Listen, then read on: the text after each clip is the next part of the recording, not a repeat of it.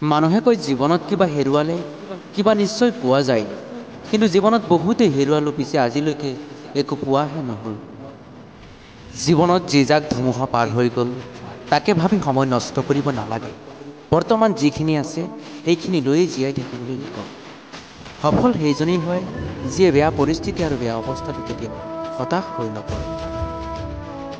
জীৱনটোনো কি? শুওঁতে খাওঁতে নাচোঁতে গাওঁতেই মানুহ মৰি যায়। গতিকে জীৱনত কাজিয়া কৰি কি লাভ? জীয়াই থকা দিনকেইটা সকলোৰে লগত মিলি থকাই ভাল। এটা হাঁহিয়ে হাজাৰটা দুখ পাহৰাই দিব পাৰে। এটা চিনাকিত হাজাৰজনে বন্ধুত্বৰ হাত আগবঢ়াই দিব পাৰে। পিছে সাৱধানে চলিবা বন্ধু, জীৱনৰ এই দুৰ্গম পথত এটা ভুলে হাজাৰটা সপোন জ্বলাই ছাৰখাৰ কৰি দিব পাৰে। হেৰাই যোৱা সূৰ্য 12 ঘণ্টা অপেক্ষা কৰিলে ঘূৰাই পোৱা যায়, কিন্তু হেৰাই যোৱা বিশ্বাস গোটেই জীৱন অপেক্ষা কৰিলেও ঘূৰাই পোৱা নাযায়। কাজিয়া যি কাৰণতেই নহওক কিয়, কাজিয়া কৰাৰ পিছত যিয়ে অলপ সংকোচ নকৰি ক্ষমা কৰিছে তেওঁ নীলাজ নহয়, তেওঁৰ বাবে সম্পৰ্কটো হ'ল মেইন।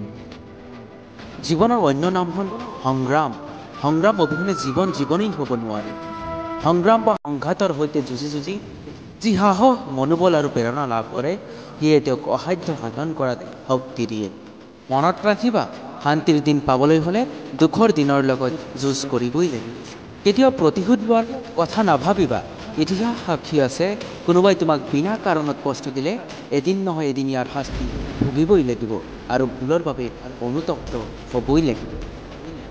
জীৱনত আগুৱাই যাবলৈ হ'লে দুটা গুণৰ দৰকাৰ, এটা হ'ল হাঁহি আৰু আনটো হ'ল নীৰৱতা। সমস্যা সমাধানৰ বাবে নীৰৱতাৰ প্ৰয়োজন, আৰু সমস্যাবোৰ আঁতৰাই ৰাখিবলৈ হাঁহিটোৰ প্ৰয়োজন। জীৱনত এই দুগৰাকী মানুহক কেতিয়াও নাপাহৰিবা। এগৰাকী হ'ল তোমাৰ দেউতা, যিজনে নিজক হৰুৱাই হ'লেও জিকাব বিচাৰে তোমাক, আৰু আনগৰাকী হ'ল তোমাৰ মা, যিগৰাকীয়ে নিজৰ সকলো দুখ একাষৰীয়া কৰি সুখী কৰাব বিচাৰে কেৱল তোমাক। ইচ্ছা থাকিলে হৃদয়ত ৰাখিবা, পাহৰি নাযাবা। মনত পৰিলে কথা পাতিবা, অভিমান নকৰিবা। ভুল হ'লে শুধৰাই দিবা, খং নকৰিবা। দুখ পালে জনাই দিবা, লুকুৱাই নাৰাখিবা। জীৱনটোৱে সেইজনৰ লগতেই খেলে যি এজন ভাল খেলুৱৈ। এইখন পৃথিৱীত কষ্ট সকলোৱে সমান হিচাপত পায়, কিন্তু কষ্ট সহ্য কৰিব পৰা ক্ষমতা সকলোৰে বেলেগ বেলেগ। কোনোবা নিৰাশ হৈ হাৰ মানি লয়, আকৌ কোনোবাই সাহসেৰে যুঁজিবলৈ বাধ্য হয়। আমাৰ জীৱনত সকলো সমস্যা ৰাস্তাত ট্ৰেফিকৰ ৰঙা লাইটটোৰ দৰেই হয়, মাত্ৰ কিছু সময় অপেক্ষা কৰিলেই সেয়া সেউজীয়া হৈ যায়। অলপ ধৈৰ্য ধৰক, চেষ্টাও কৰি যাওক, নিশ্চয় এদিন এই বেয়া সময় সলনি হ'ব। মানুহক নিজৰ সপোনৰ বিষয়ে জানিবলৈ নিদিব, মাথো ইয়াক পূৰ কৰিবলৈ যৎপৰোনাস্তি চেষ্টা কৰক। কাৰণ মানুহে শুনাতকৈ চাবলৈহে বেছি পচন্দ কৰে। ইচ্ছা পূৰ নহ'লে আমাৰ খং বাঢ়ে, আৰু ইচ্ছা পূৰ হ'লে আমাৰ লোভ বাঢ়ে। সেইবাবে আমাৰ জীৱনৰ যিকোনো পৰিস্থিতিত ধৈৰ্য ধৰি ৰখাটো আৱশ্যক।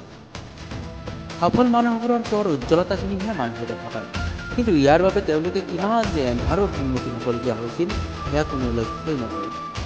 বাৰম্বাৰ চেষ্টা কৰি যদি আপুনি সফল হ'ব পৰা নাই, তেন্তে আপুনি ৰাস্তা সলনি কৰক, লক্ষ্য নহয়। কোনে কয় নেচাৰ আৰু ছিগনেচাৰ কেতিয়াও সলনি নহয়? কেৱল এক আঘাতৰ প্ৰয়োজন। হাতত লাগিলে ছিগনেচাৰ আৰু হৃদয়ত লাগিলে নেচাৰ সলনি হয়।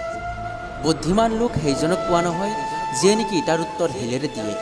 বুদ্ধিমান লোক সেইজনক কোৱা হয় যিজনে সেই ইটাৰে আকাশ সম অট্টালিকা সাজি উলিয়াব পাৰে।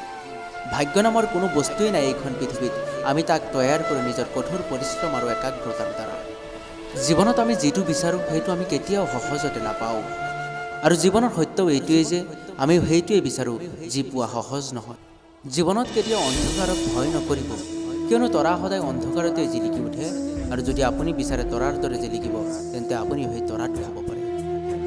নিগেটিভ মানুহবোৰৰ পৰা আমি সদায় আঁতৰত থাকিব লাগে, কিয়নো তেওঁলোকৰ ওচৰত সকলো সমাধানৰ বাবে এটা নতুন সমস্যা থাকে। পাৰ হৈ যোৱা সময়বোৰৰ কথা ভাবি থাকিলে সদায় দুখেই পাই থাকিব এই জীৱনত।